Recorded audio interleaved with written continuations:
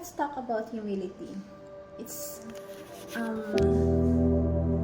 it's a pleasure to hear that someone's acknowledge your skills, your ability of doing something na magaling ka sa bagay na yun, and someone doesn't acknowledge that.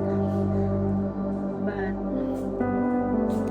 it has always reminded us to be humble when someone's acknowledged that, especially kapag nakita nila yung gaano ka galing dun sa part na yun, kung gaano ka kaskill mo sa part na yun.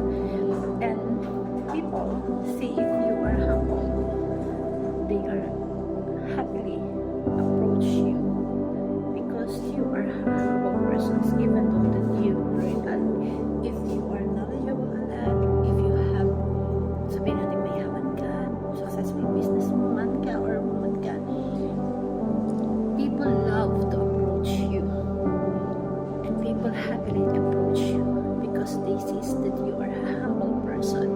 Ang sarap kaya makipag-usap sa napaka-humble na tao na alam mo, high profile yung tao, pero kayang makisalamuha sa lahat, nakikipag-usap sa lahat, and every time you approach that person, parang alam mo yun, hindi siya mahirap i-reach. Ang sarap sa pakiramdam pagka ganun, na merong capacity and humility, ability yung tao na ganun. Kasi everyone, hindi makikita sa lahat yun. Bihira yung may tao ganun, especially kasi yung iba, kapag